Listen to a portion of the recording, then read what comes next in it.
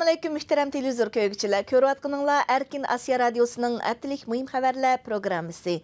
Mazkur programmamizda mush bir hafta jarayonida Uyg'urlarga doir radiomizda anlatilgan bir qism muhim xabarlarni eslatib o'tmoqchimiz.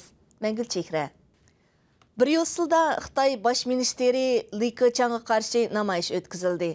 2-iyun kuni Dunyo Uyg'ur qurultiyi, Xalqaro Tibet harakati tashkiloti, Kishilik huquq kuzatish tashkiloti, Xalqaro Kishilik huquq federatsiyoni, Xalqaro kechirim tashkiloti va Belgiya Tibet tashkiloti birlikda Bryusseldagi Yevropa komiteti oldida Xitoy bosh ministri Li Keqiangning Yevropa ziyoratiga qarshi birlashma namoyish uyushtirdi.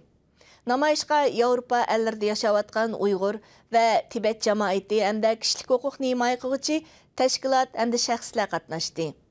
Putqo'llarga zanjir kishan bog'lab, qo'lda oy yulduzliq ko'k bayroq ko'targan bir Uyg'ur namoyishchining naq maydondagi jarangliq bayonlari atrofdagilarda cho'nqur ta'sirat paydo qildi. Bu yil Xitoy bo'yicha mukofotlangan mamlakatlik soqchi qahramonlari tizimligida Yakan Naylik jamoat xavfsizlik idorasidan Asqar Quddusning ismi uchraydi. Radiomizning Yakan Nayistin ahvol egallashi davomida atalmış mamlakatlik soqchi qahramoni Asqar Quddusning Yakan ilishqu voqeasida Xitoy askarlarining o'qida putidan yaralanganligi ma'lum bo'ldi. U buningga norozilik bildirmaganligi uchun amaliy o'stirilib, Yakan Naylik jamoat xavfsizlik idorasining mas'ul rahbarlarining biriga aylangan ekan. Yakanlik soqchilar uning bu qitim mamlakatlik soqchi qahramoni bo'lishida ilishqu voqeasida o'q yeganligining sabab bo'lganligini ilgari surdi. Bu yilning boshlarida Xotanda bir nafar Uyg'ur soqchining qattiq charchash tufaylidan yiqilib tushib, naq maydonda o'lib qolganligi haqida xabar tarqalgan edi. Radiomizning bu haqda yanada cho'nqurlab ahvol egallashi davomida Xotandagi soqchilarning yaqinqi 4 oydan buyon bir kunmi dam olmay 48 soatdan uda navbatchilikda turayotganligi oshkorlandi. Keriyan Aystiki soqchixonaliklarning bildirishicha, o'tgan oyda Keriyada bir nafar Uyg'ur soqchi qattiq charchash tufaylidan o'lgan. Bir qancha soqchi ish o'rnida yiqilib tushib, hushidan ketgan. 1-iyun kuni Xitoy Davlat ishlari kabineti Xinjiangning kishilik huquq taraqqiyoti nomli oqtashliq kitobni e'lon qildi.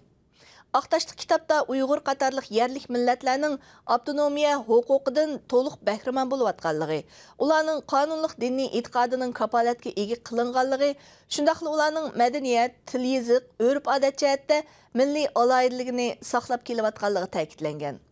Muajiratdagi Uyg'ur kuzatuvchilar bilan siyosiy analizchilar bu haqda jiddiy inkos qaytirib, Xinjiang Aqtaşlıq kitobdagi bayonlarga raddiya berdi. İgəlinishicha Turkiya qatarlıq ellarda do'kon ochgan Uyg'ur tijoratchilarining Uyg'ur diyori bilan bo'lgan savdo aloqasi Xitoy hukumatining to'sqinligiga uchragan. Radiomizga kelgan inkoslardan ma'lum bo'lishicha, chet ellarda tijorat qilayotgan Uyg'ur tijoratchilarining Urumchi, Qashqa, Xotan qatarlıq joylarga mal selishi yoki pul avatish to'sib etilgan. İstanbuldagi bir Uyg'ur ayol savdogarining oshkorlashicha, Turkiyada Xinjiang sanoatchilar birlashmasini qurgan Sabir Bug'radan boshqa Uyg'ur tijoratchilarining Uyg'ur eliga mal selishi qarshiligiga uchramoqda ekan. Xitoy hukumati Uyg'ur elida elib berayotgan atalmış 3 xil kuchga qarshi siyosiy harakatning nishonini yaqinda adabiyot san'at sohasidagi Uyg'ur sarxillariga qaratganligi ma'lum bo'lmoqda. Egallanishicha Xitoy doiralari Uyg'ur yozuvchi va shoirlardan 3 xil kuchga qarshi ifoda bildirishni talab qilgan. Shuning bilan bir vaqtda yana ilgari nashr qilingan bir qism dongliq tarix romanlarni qaytadan tekshirishga boshlagan.